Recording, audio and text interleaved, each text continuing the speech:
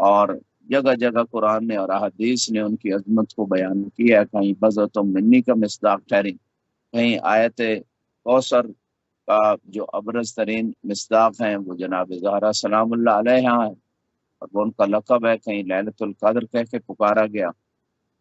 تو یہ وہ سارے مقامات ہیں جو منفرد ہیں جناب زہرا سلام اللہ علیہ کے لیے، جناب مریم کے لیے یہ مقامات نہیں ہیں۔ اور سب سے بڑی بات یہ ہے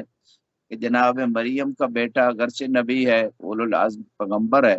لیکن وہ بیٹا جناب زہرا کے 11ویں بیٹے مہدی کے پیچھے نماز پڑھیں گے جب امام زمان علیہ السلام کا ظہور ہوگا۔ تو یہ بھی بات جناب سیدہ کی عظمت کو بالکل عیاں کرتی ہے، روز روشن کی طرح واضح کر رہی۔ جی موسی صاحب۔ سبحان اللہ قبلہ، سبحان اللہ۔ فضائل امیر المومنین فرمان نبی صلی اللہ علیہ وآلہ وسلم اگر ہم دیکھیں، اور کتب اسلامیہ خصوصاً جو ہمارے برادران اہل سنت کی کتابیں ہیں، معتبر بڑی کتابیں، اس میں ہمیں کیا کچھ ملتا ہے، اس میں سے مختصراً قبلہ بیان فرما دیں۔ جی، اس حوالے سے تو باقاعدہ پوری کتابیں علماء اہل سنت نے لکھی ہیں۔ بعض کی کتب کا نام ہے مناقب امیر المومنین، مناقب الخوارزمی کے نام سے، وہ خوارزمی عالم دین ہے، اس نے لکھی، اور علماء نے مولا علی علیہ السلام کے فضائل پہ کتابیں لکھی ہیں۔ لیکن چونکہ انہی آیات سے ریلیٹڈ بعض واقعات ذکر ہوئے ہیں، اس لیے اس نقطے کو بھی یہاں عرض کر دیتے ہیں۔ رسول خدا صلی اللہ علیہ وآلہ وسلم نے ہر مناسب موقع پہ مولا علی علیہ السلام کی عظمت کو بیان کیا ہے۔ قرآن میں تو بہت ساری آیات ہیں جو مولا علی کی شان بیان فرما رہی ہیں، جہاں بھی آمنو کا لفظ آیا اس میں سردار اور رئیس جو ہیں وہ امیر المومنین ہے۔ کتنی مرتبہ قرآن میں آمنو کی بات آئی ہے، اور سورہ فاتحہ سے لے کر سورہ ناس تک جگہ جگہ مولا علی علیہ السلام کے فضائل ذکر ہوئے ہیں۔ اس پہ ہم سلسلہ وار پروگرام پہلے بھی کر چکے ہیں، شیعہ کتب میں بھی، سنی کتب میں بھی۔ اور لیکن یہاں پہ بات ہو رہی ہے زبان مصطفیٰ سے مناقب مرتضیٰ۔ تو سب سے پہلے دعوت ذوالعشیرہ میں اگر ہم دیکھیں تو مولا علی علیہ السلام کی عظمت پہلی دعوت میں ہی بیان فرمائی، انت وسیع و وزیری و خلیفتی من بعدی، کہ آپ میرے وسیع بھی ہیں، میرے وزیر بھی ہیں، اور میرے خلیفہ بھی ہیں۔ یہ اہل سنت مصادر میں بھی وانذر عشیرتک الاقربین، کہ آپ نے قریبی رشتہ داروں کو ڈرائیے۔ جب یہ آیت آئی، سنی شیعہ مفسرین نے لکھا کہ مولا علی علیہ السلام کے علاوہ کسی نے نصرت کا وعدہ نہیں کیا، تو آپ نے اس وقت بھی مولا علی کی فضیلت و عظمت و مقام کو بیان کیا کہ یہ میرے وسیع وزیر جانشین ہے۔ اس کے بعد اگر ہم غزوہ تبوک پہ دیکھیں، سنی شیعہ مصادر میں ملتا ہے، یا علی انت منی بمنزلت ہارون من موسیٰ الا انہ لا نبی بعدی، اے علی آپ کا مقام وہی ہے جو ہارون کی نسبت موسیٰ سے تھی، لیکن میرے بعد نبی نہیں ہے۔ ہارون بھی وسیع موسیٰ تھے، آپ میرے وسیع ہیں۔ یہ بھی سنی شیعہ میں تواتر کی حد تک ہے، رسول خدا کی زبان سے یہ مولا علی کی شان، من کن تو مولا فہذا علی مولا۔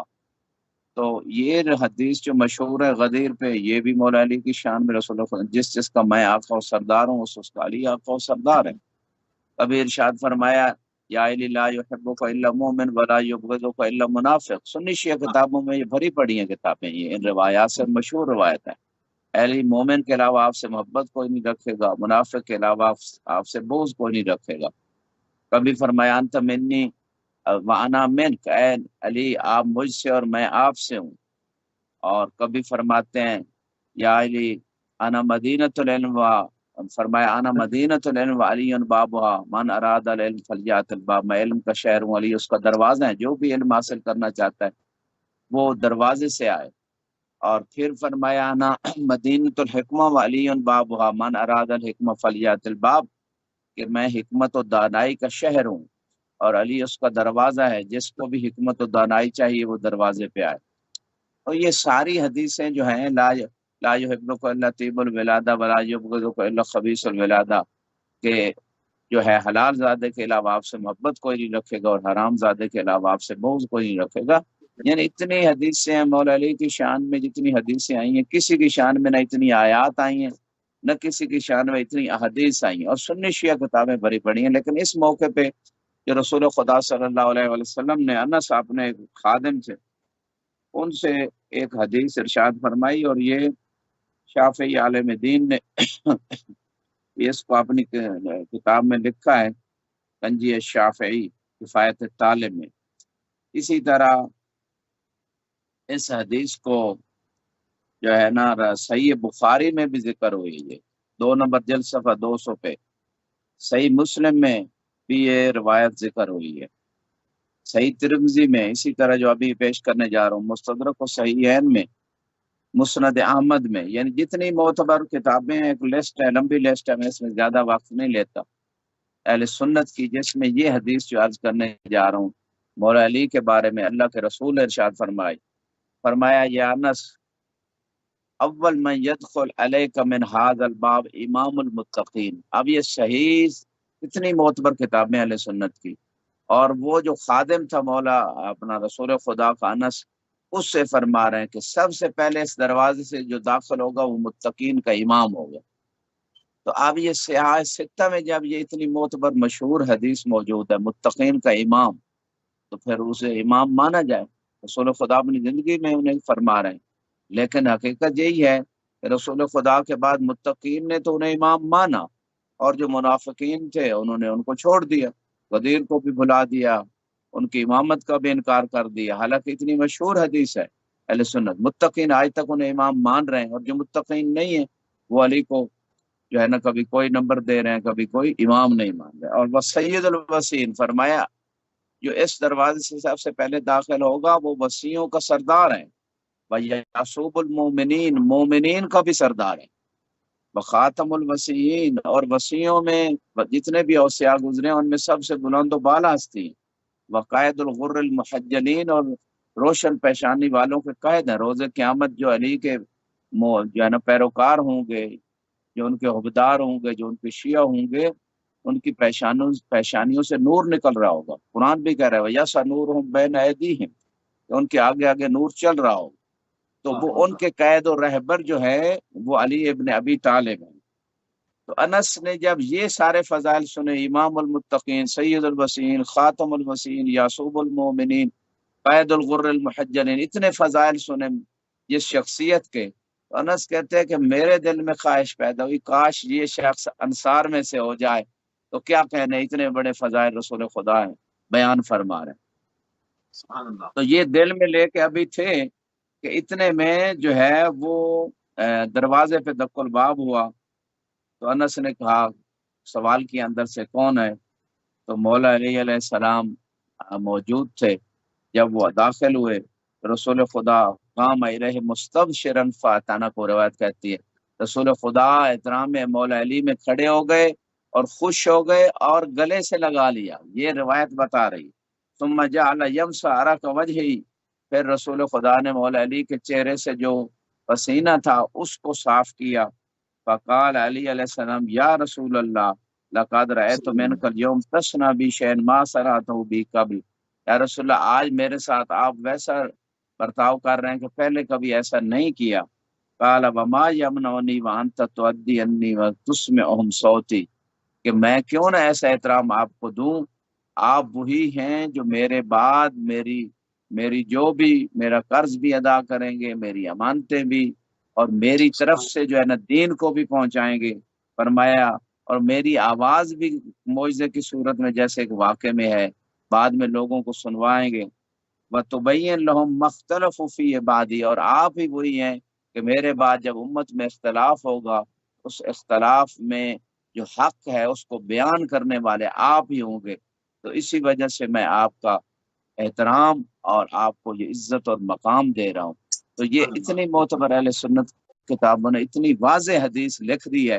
کہ اختلاف بھی ہوگا رسول کے بعد، یہ بھی بتا دیا، اور اختلاف میں حق جو بیان کرنے والے ہیں وہ کون ہیں، اور یہ بھی بتا دیا کہ امام کون ہے، وسیع کون ہے، میرے ساری چیزیں بالکل کھول کے بتا دی۔ مومنوں کے سردار کون ہے، روشن پیشانی والوں کے رہبر قائد کون ہے، اس سے بڑھ کر یہی تو ہوتے ہیں سارے واضح، امام، قائد، رہبر، سردار، اور کیا رہ گئے؟ تو ساری چیزیں تو بتا دی، تو پھر سرداری کوئی اور لے جائے، حکومت کوئی اور لے جائے، اور ان کو گھر میں بٹھا دے۔ تو یہ حدیثیں جو رسول خدا سے سنی تھی ان کی زندگی میں،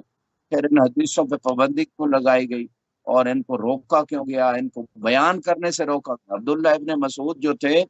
وہ یہی حدیثیں بیان کرتے تھے جو اہل بیت کے فضائل میں تھی، رسول خدا سنی تھی،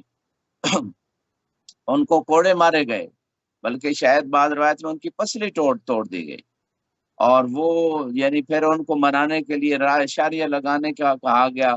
تو انہوں نے کہا مجھے ضرورت نہیں ہے آپ کے مال کی، میں نے رسول خدا سے سنا تھا کہ جو ہے نا جو سورہ واقعہ کو پڑھتا ہے، میں نے اپنی بیٹیوں کو سکھا دیا ہے، خدا ان کو فقر سے اور غربت سے محفوظ رکھتا ہے۔ تو یہ ساری چیزیں ہیں،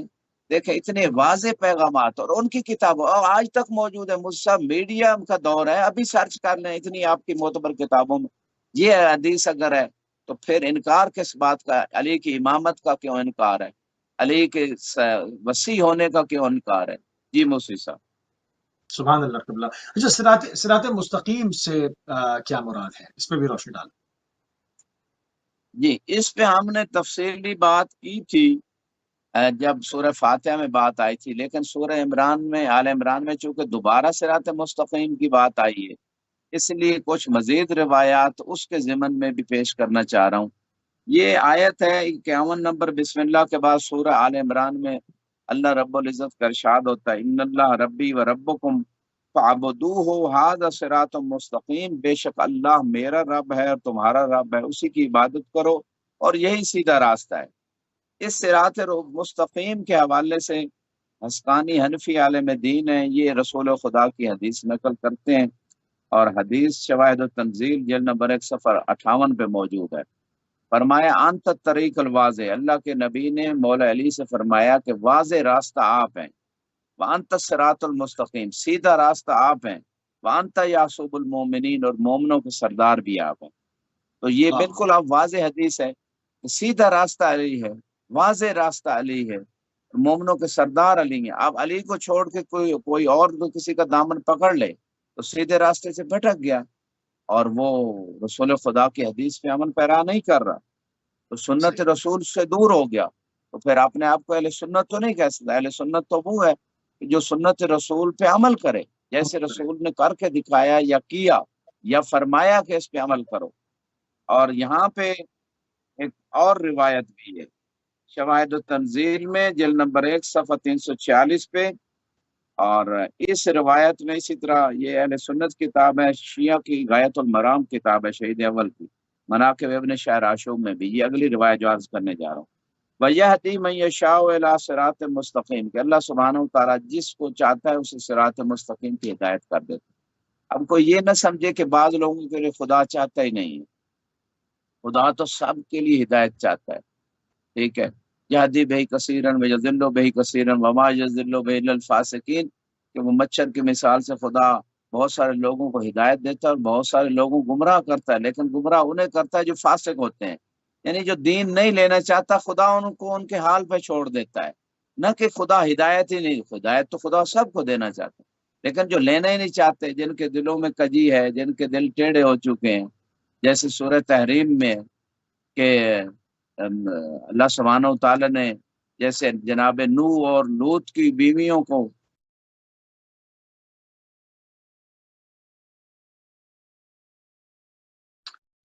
جی داجی تھوڑی سی ہونے والا تھا۔ بسم اللہ بسم جی اللہ جی، بسم اللہ بسم تو اللہ یہ کنٹینیو۔ جو اس مقام پہ اسی طرح قد سغت قلوبکما سورہ تحریم میں کہ تم دونوں کے دل ٹیڑھے ہو چکے ہیں، یہ خدا نے قرآن میں بتایا۔ تو اسی طرح یہاں پہ بھی ہے کہ سالبی یہ لکھتے ہیں، سالبی سے پہلے شواہد تنزیل یہ جو میں نے حوالے دی کتابوں، اس میں ہے کہ صراط مستقیم سے مراد خدا جو ہدایت دے رہا ہے الہ ولایت علی ابن ابی طالب، اہل سنت اور شیعہ علماء لکھ رہے ہیں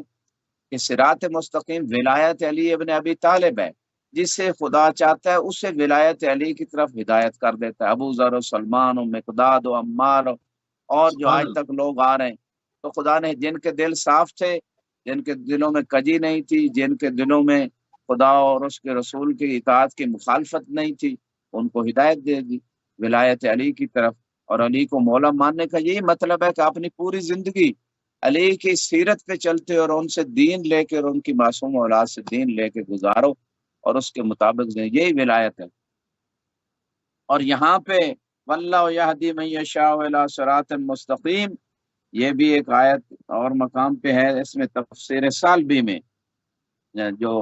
اہدنا الصراط المستقیم کے حوالے سے ابو بریدہ سے روایت نقل ہوئی ہے، صراط محمد و آلہ، کہ یہ جو صراط مستقیم ہے یہ محمد اور آل محمد کا راستہ ہے۔ وَتَعَوُّذْ عَنْ صِرَاطِ مَنْ غَضِبَ اللَّهُ عَلَيْهِ، اور ان کا راستہ جن کے اوپر اللہ کا غضب نازل ہوا ہے، ان کے راستے سے، جیسے سورہ فاتحہ میں کہ ان کے راستے پہ نہ چلانا۔ تو اہل بیت یعنی محمد و آل محمد کے علاوہ جو راستہ ہے وہ غضب، اس پہ خدا کا غضب ہے اس راستے پہ، اور جو محمد و آل محمد کا راستہ ہے وہی سیدھا راستہ ہے اور وہی اللہ کی طرف سے ہے۔ تو یہ وہ چاند ایک روایات جو آپ کی خدمت میں۔ اسی طرح ایک اور روایت میں ابن عباس سے ہے، قولوا معاشر العباد ارشدنا الی حب محمد و اہل بیت، کہ یہ بھی ہے صراط مستقیم میں جو ہم دعا کرتے ہیں نماز میں سورہ فاتحہ میں کہ پروردگار ہمیں سیدھا راستے پہ قائم رکھ۔ انہوں نے لکھا ہے کہ اس سے مراد یہ ہے کہ ہمیں ہدایت دے محمد و آل محمد کی محبت کی۔ تو محبت، اہل بیت کی محبت، اہل بیت کا راستہ، اہل بیت کی ولایت، یہ سارے معنی صراط مستقیم کے اعتبار سے ذکر ہوئے ہیں۔ جی موسوی صاحب۔ سبحان اللہ۔ اچھا، صراط مستقیم کے بعد مباہلہ سے اگر ہم دیکھیں کہ مباہلہ تو بہت ہی ایک ایسا واقعہ ہے جس پر مسلمانوں کو جتنا فخر نہ کریں وہ کم ہے، مگر افسوس کی بات کہ منابر سے ہزاروں لاکھوں منابر مسلمانوں کے پاس ہیں، مگر اس سے مباہلے کا ذکر خاطر خواہ نہیں ہوتا۔ مباہلے سے امت کے لیے ہمیں کیا دروس ملتے ہیں، اس پر روشنی ڈالتے ہیں۔ جی، چونکہ یہ تو ایک الگ ٹاپک ہے، 24 ذی الحج کو اس پہ خصوصی بحث ہوتی ہے جب مباہلہ واقع ہوا، لیکن ہماری ترتیب کے اعتبار سے سورہ آل عمران میں چونکہ 61 نمبر آیت میں بسم اللہ کے بعد آیت مباہلہ کا ذکر ہے، اس لیے ہم اس ترتیب سے اس واقعے کا تذکرہ کرنا چاہیں گے۔ اللہ سبحانہ و تعالیٰ نے جو ہے نا قرآن میں وہ واقعہ ذکر کیا جب نصارہ نے رسول خدا سے آ کے مناظرہ مناقشہ کیا اور کہا کہ عیسیٰ اللہ کا بیٹا ہے، تو اللہ کی طرف سے جواب آیا کہ آدم تو بغیر ماں باپ کے پیدا ہوئے، اگر عیسیٰ باپ کے بغیر پیدا ہوئے تو پھر آدم کے بارے میں آپ کیا کہتے ہیں؟ تو جب وہ کوئی جواب نہ ان کے پاس بان پایا تو پھر اللہ کی طرف سے حکم ہوا کہ انہیں مباہلہ کی آپ دعوت دیں، کیونکہ یہ علمی باتیں نہیں مان رہے۔ تو اس میں آیت آگئی فَقُلْ تَعَالُوا نَدْعُ أَبْنَاءَنَا وَأَبْنَاءَكُمْ وَنِسَاءَنَا وَنِسَاءَكُمْ وَأَنفُسَنَا وَأَنفُسَكُمْ ثُمَّ نَبْتَهِلْ فَنَجْعَلْ لَعْنَةَ اللَّهِ عَلَى الْكَاذِبِينَ، کہ اے میرے حبیب ان سے فرما دیں کہ آپ جو ہے اپنے بیٹوں کو لے آؤ، ہم اپنے بیٹوں کو لاتے ہیں، آپ اپنی مستورات کو لاؤ، ہم اپنی مستورات کو لاتے ہیں، آپ اپنی جانوں کو لے کے آؤ، ہم اپنی جانوں کو لے کے آتے ہیں، پھر مبالغہ کرتے ہیں اور جھوٹوں پہ اللہ کی لعنت کرتے ہیں۔ تو یہ جب آیت آ گئی تو وقت طے ہو گیا، اور بہت ساری اہل سنت کتب جو ہے بھری پڑی ہیں، تفاسیر بھری پڑی ہیں۔ یہ وہ واقعہ ہے جس میں سنی شیعہ کا اتفاق ہے کہ مبالغہ میں بیٹوں کی جگہ امام حسن حسین کو لے گئے، مستورات کی جگہ فقط جناب سیدہ کو لے گئے، اور جان کی جگہ مولا علی کو لے گئے، حالانکہ سیغے جمع کے تھے اور گنجائش موجود تھی، لیکن کوئی اور اس کے اہل نہیں تھا، کیونکہ ہونی تھی لعنت جھوٹوں پہ۔ تو جس نے زندگی میں کبھی ایک مرتبہ بھی جھوٹ بولا ہو، یا اس کے قول و فعل میں کبھی کوئی جھوٹا پن ہے، یعنی اس کا فعل میں جھوٹ ہے یا اس کے قول میں یا زندگی میں کہیں بھی صداقت سے اگر آ رہی ہے، سچا نہیں ہے، اس پہ ہو جانی تھی لعنت۔ اس لیے نصارہ بھی انتظار کر رہے تھے کہ اگر رسول خدا اپنے اصحاب کو لے کے آتے ہیں، زوجات کو لے کے آتے ہیں تو مبالغہ کر لینا، اور اگر اپنے گھر والوں کو لے کے آتے ہیں، خاندان کو لے کے آتے ہیں، تو پھر مبالغہ نہ کرنا۔ اس لیے اہل سنت مصادر نے بھی لکھا کہ نصارہ کا جو سردار تھا اس نے کہا میں ایسے چہرے دیکھ رہا ہوں، ان کے چہروں سے نورانیت دیکھ رہا ہوں کہ اگر اللہ سے یہ دعا کریں کہ پہاڑوں کو ہٹا دیا جائے تو پہاڑ بھی اپنی جگہ سے خدا ان کی دعا سے ہٹا دے گا۔ ان سے مبالغہ نہ کرنا، ورنہ کوئی ایک نصارہ میں سے ایک شخص بھی قیامت تک باقی نہیں رہے گا۔ اور یہ اس نے جو نورانیت دیکھی اپنی اہل بیت کے چہروں میں، وہ اس سے وہ پہچان گیا۔ لیکن جو ایک مرتبہ یعنی اس نے دیکھا میدان میں ایسی شخصیتیں آئی ہیں کہ جن کی نورانیت واضح ہے، اور پھر مسلمان کلمہ بھی پڑھتے تھے اور میدانوں میں جنگ بھی لڑتے تھے انہی ہستیوں سے، تو انہوں نے مبالغہ کر لیا۔ تو اس میں تو سنی شیعہ کے اتفاق ہے۔ اب سوال یہ پیدا ہوتا ہے کہ اگر کوئی اور بیٹا ہوتا رسول خدا کا تو اس کو بھی ساتھ لے جاتے۔ اس کا مطلب ہے حسن حسین بیٹے ہیں، قرآن کی نص سے بیٹے ہیں، اور ایک شخص جو بغض اہل بیت رکھتا تھا، اور رسول خدا کے بعد مولا علی کو تو ان کی حق کے خلافت اور حکومت سے ہٹا دیا گیا، لیکن خوف تھا اس کے دل میں کہ چونکہ امام حسن و حسین کو قرآن نے رسول کا بیٹا کہا ہے، تو شاید کہیں امت دوبارہ یہ نہ کر لے کہ ہمیں چھوڑ کے اور بیٹوں کی طرف چلا جائے، کہ یہ تو بیٹے ہیں، زیادہ قریب ہیں، اور قرآن نے کہا ہے بیٹے ہیں۔ تو اس نے پتہ کیا کیا، موسی صاحب ایک بندہ کرائے پہ لیا، اور زمانہ جہلیت کا ایک شعر تھا، اس کو مدینے کی گلیوں میں اس کرائے کے جیسے آج کل کرائے پہ لوگ میڈیا پہ بیٹھتے ہیں، مثلا حق کو باطل بنا دیتے ہیں، باطل کو حق بنا دیتے ہیں، آج بھی ہر دور میں کرائے کے لوگ مل جاتے ہیں، تو اس کو مدینے کی گلیوں میں پھرایا جاتا تھا قرآن کی نص کے خلاف، لوگوں کا ذہن بنانے کے لیے، بنو نہ بنو ابنائنا و بنو بناتنا ابنا الرجال الابائد، کہ ہمارے بیٹے وہی بیٹے ہیں جو ہمارے بیٹوں کے بیٹے ہیں، لیکن جو ہماری بیٹیوں کے بیٹے ہیں نا وہ ہمارے بیٹے نہیں ہیں، وہ دور کے مردوں کے بیٹے ہیں۔ یہ جہلیت کے دور کا شعر مدینے کی گلیوں میں لوگوں کو سنوانے کا مقصد کیا ہے؟ مقصد تو ایک ہی نظر آتا ہے، ادھر قرآن کہہ رہے ابنانا، حسن و حسین رسول کے بیٹے ہیں، یہ لوگوں کے ذہن میں ڈال رہے ہیں کہ نہیں نہیں نہیں نہیں، یہ جو بیٹیوں کے بیٹے ہوتے ہیں نا یہ ہم بیٹے نہیں ہوتے، یہ تو دور کے مردوں کے بیٹے ہیں۔ تو یہ ساری چال چلی گئی حکومتیں اپنی قائم کرنے بچانے کے لیے اور اہل بیت کو دور رکھنے کے لیے۔ اور اسی طرح نسانہ کا جو صیغہ استعمال ہوا جمع کا صیغہ ہے، یعنی خدا کی طرف سے تو گنجائش ہے کہ کوئی ہے ایسی مستور تو آ جائے جو اتنی سچی ہو کہ جس کی پوری زندگی صداقت پہ مبنی ہو، اور کوئی اس کی اہل نہیں تھی، اگرچہ بیویاں نیک بیویاں بھی موجود تھیں، لیکن جس کی پوری زندگی صداقت و سچائی سے بھرپور ہو تو وہ ایسی کوئی نئی معصوم ہستی کے علاوہ نہیں ہو سکتی، لہذا بی بی زہرا کو لے گئے، حالانکہ فقط لے آیت میں گئے۔ گنجائش تھی، آیت میں خدا نے گنجائش رکھی جمع کی جی صیغہ آیت استعمال نے کی۔ خدا نے رکھی، لیکن یہ سمجھانے کے لیے امت کو کہ کوئی اور اہل ہوتا تو رسول سے لے جاتے، لے ورنہ جاتے۔ اگر شروع سے ہی مفرد کے صیغے آتے یا یہ جی جناب ہاں، سیدہ کے لیے تو وہ لوگ کہہ سکتے تھے بھائی نہیں، یہ تو شروع سے خدا نے جو ہے نا وہ بھیجنا ہی جناب سیدہ کو تھا، اور کسی کو بھیجنا اس لیے نہیں جو ہے نا گئی، ورنہ وہ بھی جاتی۔ نہیں، خدا نے تو گنجائش رکھی، کوئی اور اہل نہیں تھا اس کا۔ اور صدیقہ کبریٰ یہ جناب زہرا کا لقب ہے، کسی اور کو کوئی عطا کر دیتا ہے تو وہ اس کی تاریخی گھپلہ ہے۔ اور پھر بی بی نے بلکہ مولا علی نے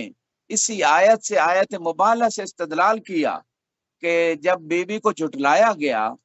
صدق کے مسئلے میں تو مولا علی نے کہا کہ اللہ تو جناب زہرا کو سچا قرار دے رہا ہے قرآن کی نص سے، اور اگر تو بی بی کو جھٹلا رہا ہے تو قرآن کے خلاف جا رہا ہے، خدا قرآن کی نص کے خلاف جا رہا ہے، اور اس کا مطلب ہے قرآن کا انکار کیا جا رہا ہے،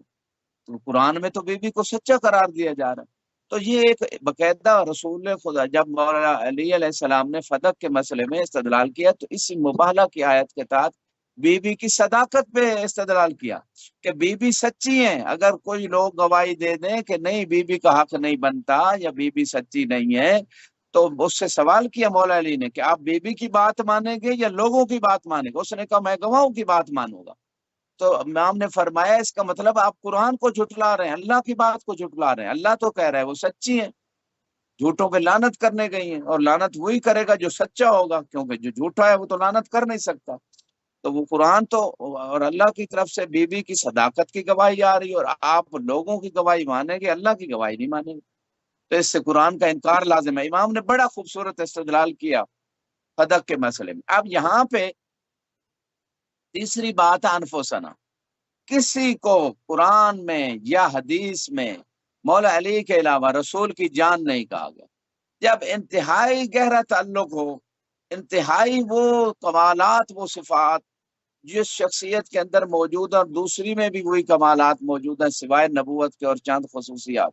تو اس وقت کہا جاتا ہے یہ میری جان ہے، یعنی اس میں اور اس میں فرق نہیں ہے، جو کمالات علم، عصمت، طہارت، عفت، شجاعت، عبادت، سخاوت، جو کمالات ہیں،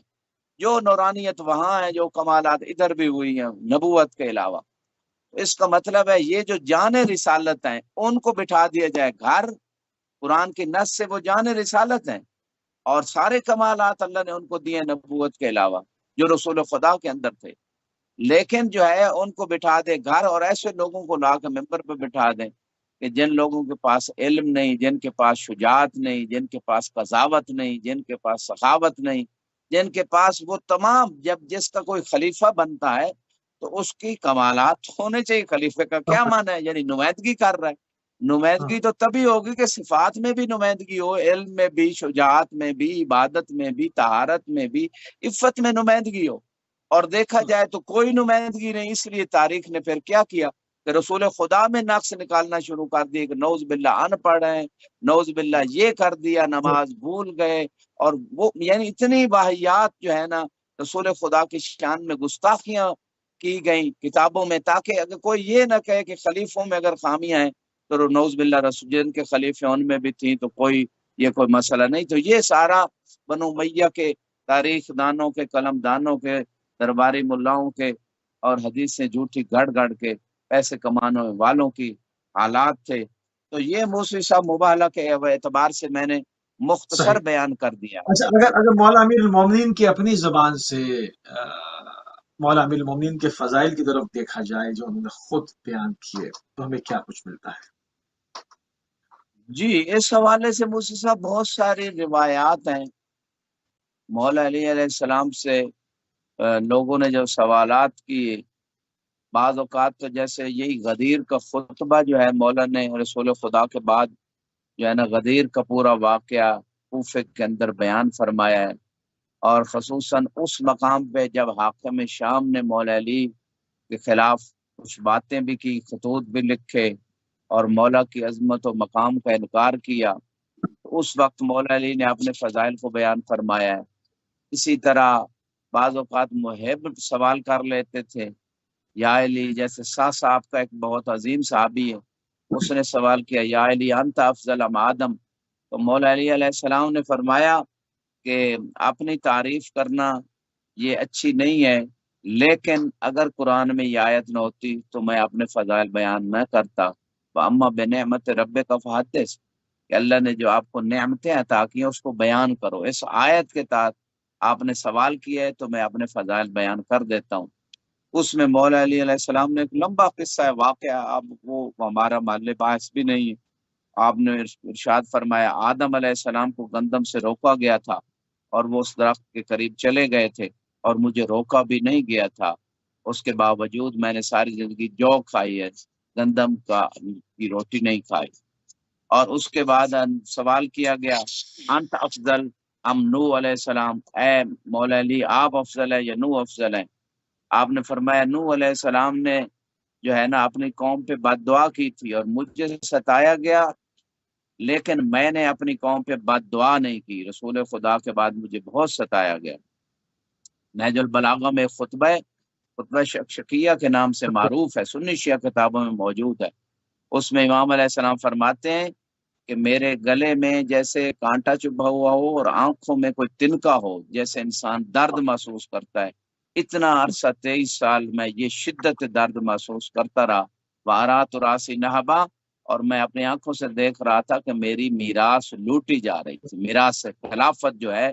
وہ لوٹی جا رہی تھی۔ اتنی شدت میں، غم میں، مصیبت میں زندگی امام نے گزاری۔ تقمص ابن ابی قحافہ وهو يعلم ان محلی منها كمحل القطب من الرحا، اور اس خلافت کی قمیض کو زبردستی ابن ابی قحافہ نے پہن لیا، حالانکہ وہ جانتا تھا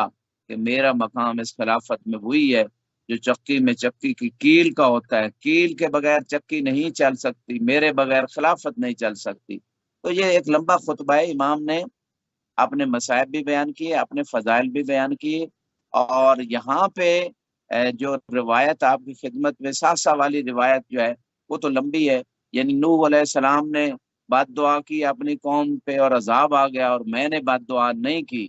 اور پھر فرمایا نوح کا بیٹا کافر تھا، وَأَنَا أَبْنَائِي سَيِّدَا شَبَابِ أَهْلِ الْجَنَّةِ، اور میرے دونوں بیٹے جنت کے جوانوں کے سردار ہیں۔ اسی طرح بہت سارے انبیاء کی وہ مقارنت کرتے ہوئے، کمپیئر کرتے ہوئے امام نے اپنے فضائل بیان کیے۔ لیکن یہاں پہ جو آپ کا سوال ہے، اس ضمن میں ہمارا جو ایک تسلسل جاری ہے، اس اعتبار سے ایک روایت آپ کی خدمت میں پیش کر دیتا ہوں اور یہ روایت جو ہے اس آیت کے ضمن میں جو سورہ آل عمران کی 68 نمبر آیت ہے، ان اول الناس بابراہیم للذین اتبعوہ وہذا النبی والذین آمنوا واللہ ولی المؤمنین، اس آیت کے ضمن میں مولا نے اپنے فضائل بیان کیے، اور آیت یہ ہے کہ ابراہیم سے سب سے زیادہ قرب رکھنے والے وہ لوگ ہیں جنہوں نے ان کی اتباع کی، اور اس نبی کی یعنی رسول خدا کی اتباع کی، اور مومنوں کی، اور مومنوں کا ولی جو ہے وہ خود اللہ سبحانہ و تعالی ہے۔ اس آیت کے ضمن میں کچھ روایات اہل سنت نے ذکر کی ہیں، اور اس طرح ایک دوسری آیت وَأُولُو الْأَرْحَامِ بَعْضُهُمْ أَوْلَىٰ بِبَعْضٍ فِي کتاب اللہ، کہ جو رشتہ دار ہیں وہ اللہ کی کتاب میں بعض کی بعض سے جو ہے نا وہ اولویت اور قرابت ہے۔ تو ان دونوں آیتوں کو دیکھتے ہوئے امام علی علیہ السلام فرماتے ہیں فَنَحْنُ مَرَّ اولا بالقرابہ وتارتاً اولا بالطاعہ، کہ ہم جو رسول خدا سے ہماری قرابت ہے اس کی وجہ سے ہمیں اولویت ہے، اور دوسرا ہم نے رسول خدا کی جو اطاعت کی ہے اس کی وجہ سے بھی ہمیں اولویت ہے باقی امت کے اوپر۔ تو دو آیتیں پیش کی، ایک تو جو قرآن نے مدح سرائی کی کہ جنہوں نے نبی کی اتباع کی ان کی مدح سرائی ہوئی، اور دوسرا اولو الارحام بعضهم اولی ببعض، اس میں بھی مدح سرائی ہوئی کہ بعض اہل رشتہ دار جو ہیں بعض پہ اولویت رکھتے ہیں۔ تو یہ دونوں آیتوں کو لے کے امام نے فرمایا کہ ہم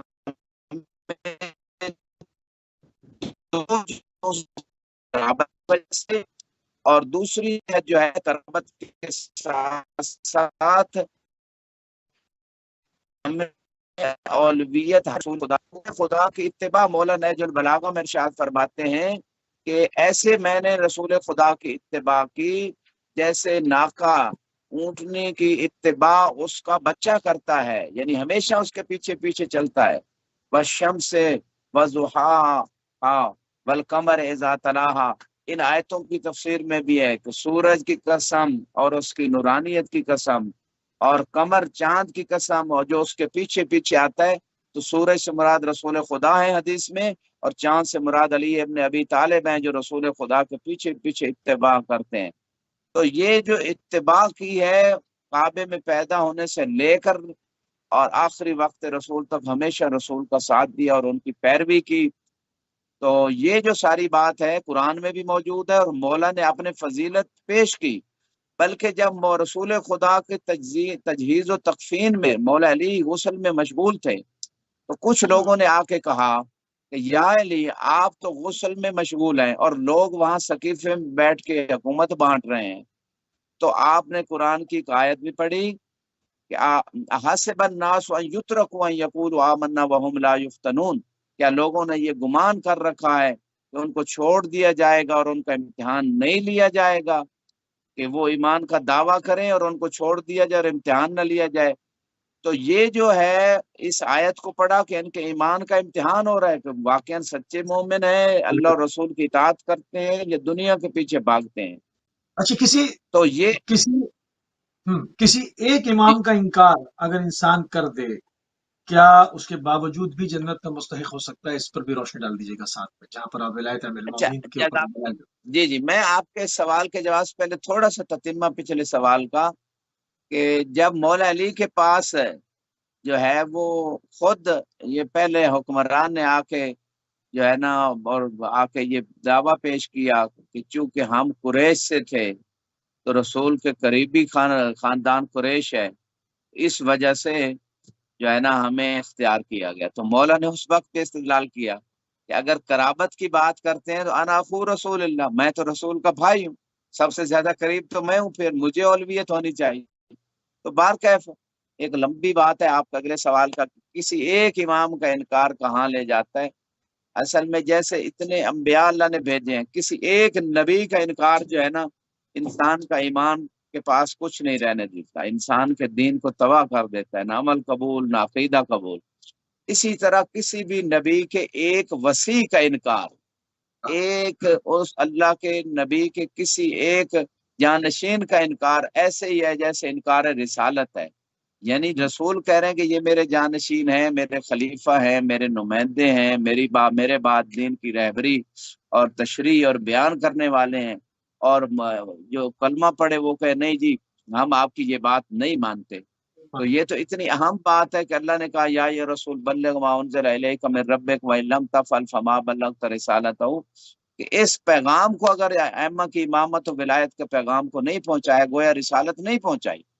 اتنا امپارٹنٹ مسئلہ ہے تو اللہ نے اس انداز میں اپنے حبیب سے بات کی ہے۔ تو جب نبی کی نبوت نہیں بچتی 12 ائمہ کی امامت کے اعلان کے بغیر، تو کسی امتی کا اسلام کیسے بچ سکتا ہے، اور ایسے اسلام سے اللہ راضی کیسے ہو سکتا ہے؟ راضی تب ہوا جب 12 ائمہ کی امامت کا اعلان ہو گیا، رضیت لکم الاسلام دین، آج میں اس سے اسلام سے راضی ہوں۔ اللہ کہتا ہے کہ جس میں 12 ائمہ کی امامت کا عقیدہ ہے، دوسرے اسلام سے خدا راضی نہیں۔ یہ تو قرآن کی باتیں ہیں۔ اب آپ نے جو سوال کیا اس مقام پہ، اس کا جواب جو یہاں پہ ان آیات کے ضمن میں ذکر ہے وہ میں آپ کی خدمت میں پیش کر دیتا ہوں کہ وہ ایک امام کا انکار انسان کو کہاں لے جاتا ہے۔ سب سے پہلی تو بات یہ ہے کہ مولا علی علیہ السلام کے حوالے سے جو ابھی میں نے 2 آیتوں کا جو انہوں نے استدلال پیش کیا اور فرمایا ہم قرابت رسول کی وجہ سے بھی اولا ہیں اور خود رسول خدا کی طاعت کی وجہ سے بھی ہم اولا ہیں، یہاں پہ ابن عباس نے ایک نتیجہ دیا ہے جو آیات اور روایات کی روشنی میں، جو بہت بڑے محدث تھے، انہوں نے فرمایا اس آیت کے ضمن میں جو سورہ آل عمران کی 77 نمبر آیت ہے بسم اللہ کے بعد، اولئک لا خلاق لهم فی الآخرہ،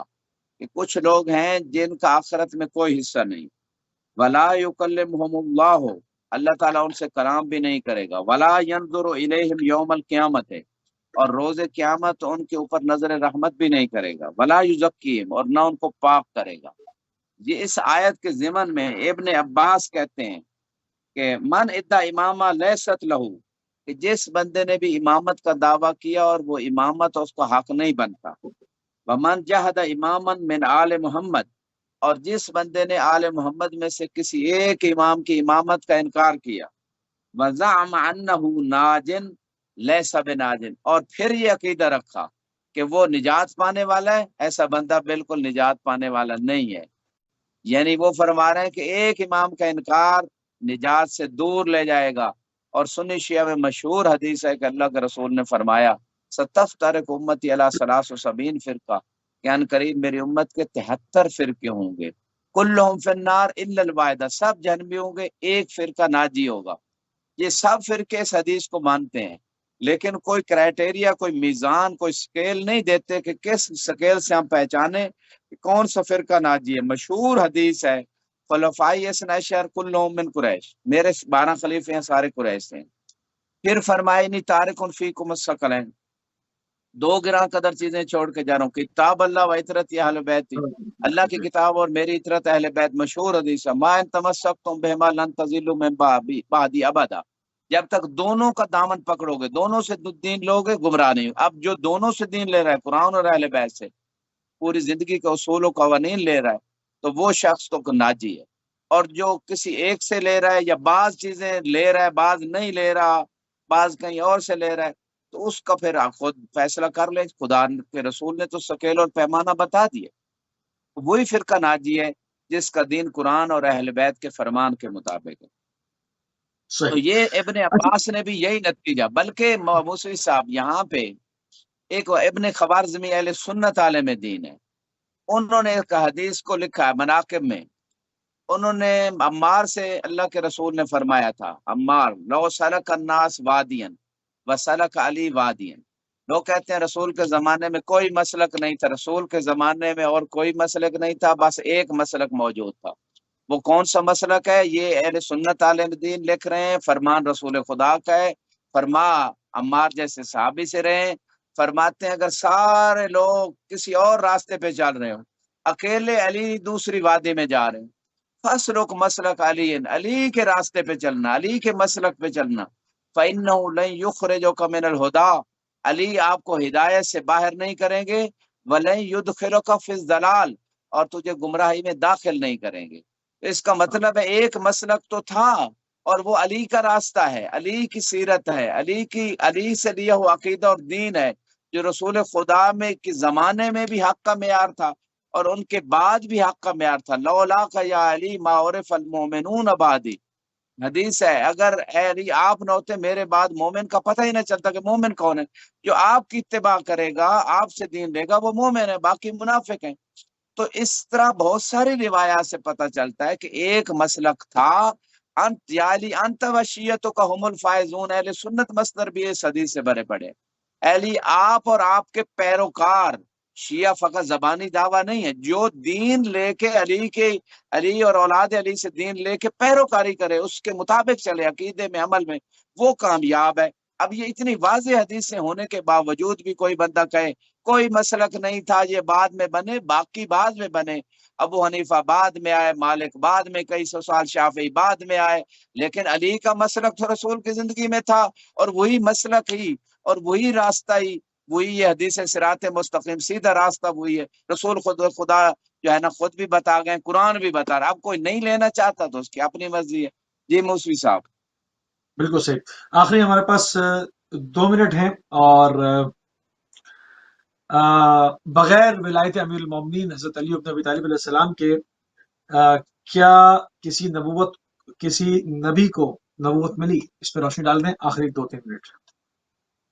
جی یہ میں مختصر، موسوی صاحب سیوطی بھی اہل سنت عالم دین ہے، ابن حجر بھی، قرطبی، یہ سب اہل سنت. اتنی زیادہ کتابیں ہیں، میں پہلے حدیث پڑھ دیتا ہوں پھر چند کتابوں کا حوالہ دوں گا اہل سنت کا. ان سب نے لکھا ہے لن یبعث اللہ رسولا الا بنبوت محمد و وصیہ علی. کسی رسول کو اللہ نے مبعوث ہی نہیں کیا مگر اس سے اقرار لیا محمد صلی اللہ علیہ وآلہ وسلم کی نبوت کا اور علی کے وصی رسول اللہ ہونے کا. اور یہ روایت جو ہے سوائے کے مورکہ میں اہل سنت عالم دین نے لکھی، شواہد التنزیل میں موجود ہے، اسی طرح جواہر العقدین میں موجود ہے، اور فضائل الخمسہ فیروز آبادی کی کتاب ہے اس میں، ینابی المعدت میں، کفایت الطالب میں، شافعی نے اس کو لکھا ہے، مناقب خوارزمی میں، محب الدین تبری میں، فصول مالکی ایک عالم دین، تفسیر آلوسی میں، اسی طرح تفسیر قرطبی میں، یعنی ایک لمبی لسٹ ہے اہل سنت اور شیعہ مصادر میں بھی، کافی وغیرہ میں. تو واضح ہو گیا کہ تمام انبیاء کو، بلکہ مناقب خوارزمی میں چوتھے آسمان پہ جب اللہ کے رسول معراج کی شب پہنچے ہیں تو تمام انبیاء سے اللہ کے حکم سے ایک سوال کیا، الا ما بعثوا، کہ اے میرے حبیب سے سوال کریں کس بات پہ نے مبعوث بے نبوت اور رسالت کیا گیا. تو صاحب نے کہا الا اقرار بے نبوت ہے و الا اقرار بے ولایت علی ابن ابی طالب. ہمیں جو نبوت ملی ہے آپ کی نبوت کے اقرار سے اور علی کی ولایت کے اقرار سے. اور یہ اہل سنت سارے لکھ رہے ہیں، شیعہ و صادر میں تو موجود ہے. یہاں پہ ایک اور روایت جو ہے وہ تعویل الآیات اور بحال الانوار میں آپ کو خدمت میں عرض کر دیتا ہوں. امام صادق فرماتے ہیں لم یبعث اللہ نبیا ولا رسولا الا اخذ علیہ الميثاق. جس نبی اور رسول کو اللہ نے بھیجا ہے اس سے ایک عہد لیا ہے، میثاق لیا ہے. کیا؟ محمد بن نبوہ وعلی بالامامہ، محمد کی نبوت کا اقرار لیا اور علی کی امامت کا اقرار لیا. تو یہ روایتیں جو سنی شیعہ مصادر میں موجود ہیں وہ اس مقام پہ وَأَشْهَدَهُمْ عَلَىٰ أَنفُسِهِمْ أَلَسْتُ بِرَبِّكُمْ، اس آیت میں جب عالم ذر میں اللہ نے تمام مخلوقات سے اقرار لیا تھا تو اپنی ربوبیت کا اقرار، وَأَنَّ مُحَمَّدًا رَسُولِي، محمد میرے رسول ہیں، اس کا اقرار تمام مخلوق سے لیا. وَأَنَّ عَلِيًّا أَمِيرُ الْمُؤْمِنِينَ، اور علی مومنوں کے امیر اور آقا ہیں. یہ اصول کافی میں روایت. اس طرح بہت ساری روایات ہیں موسی صاحب. اس حوالے سے جب